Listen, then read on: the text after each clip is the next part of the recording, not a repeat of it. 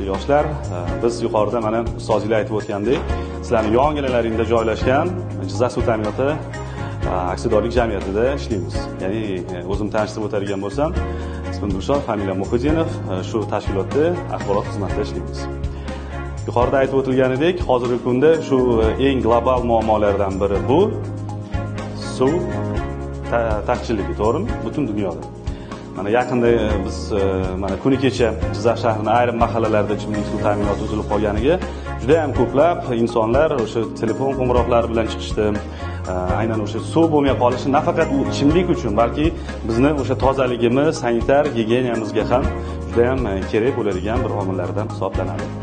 O'quvchilarimiz ko'p qavatli uyda turar ekan. Ichimlik suvi qayerdan keladi deb o'ylaysizlar? Manbasi qayer? Aynan o'sha yerto'ladagi bochkalarga kanalizatsiya. Yana kimda qanday? To'g'ri javob.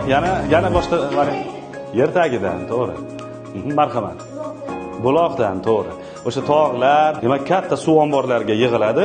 U yerda o'sha filtrlash jarayonlari, xlorlash jarayonlari, ya'ni ichimlik uchun yaroqli beriladi har bir o'sha iste'molchi uchun. Mana suv isrofgarchiligi deganda nimani tushunasizlar? Masalan, suv qayerda ko'proq isrof bo'lish holatlarini ko'rgansizlar? Masalan,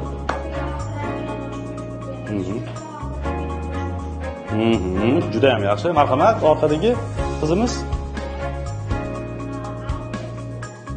Ariqdagi.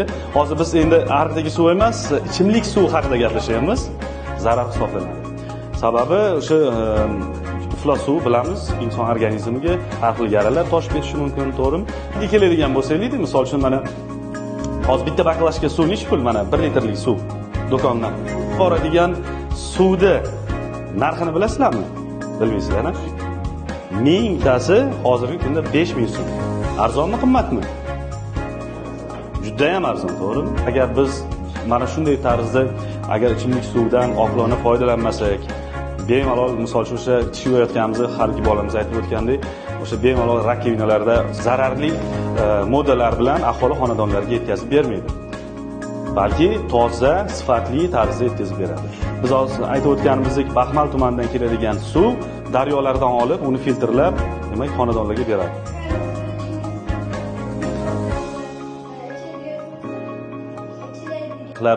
Bo'lishiga yo'l qo'yilmaydi. Qachonki bo'ladi u narsa, misol uchun biron bir joyda avariya sodir bo'ldi, ya'ni o'sha ma'lum miqdorda tushadi. Mana shu narsa aholi xonadonlariga ba'zi vaqtlarda o'tib ketishining hisobiga, demak, bizda mana shunaqa tushuncha shaklda foydasi bor. Oddiy qilib aytadigan bo'lsak, yuzlarimiz tiniqligi aynan mana shu suvga ham bog'liq.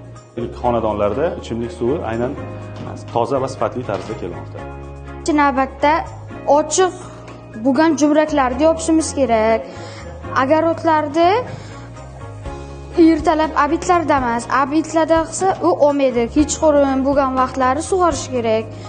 Mashina yuvayotgan vaqtda suvni sepib bo'lgandan keyin gubka bilan ishlayotgan vaqtda u suvni ham o'chirib qo'yish kerak. Paqir bilan yuvish kerak, to'g'ri? Ha.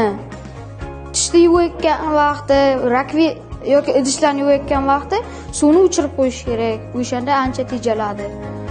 Bugungi darsda bizga shuni tushuntirishdiki, daraxtlarni sug'orishda paqir bilan sug'orish kerak ekan. Mashina yuvayotganda ham paqirlar bilan yuvish kerak. Idish yuvayotganda faqat idishni tozalayotganda jumrakni ochib qo'yish kerak.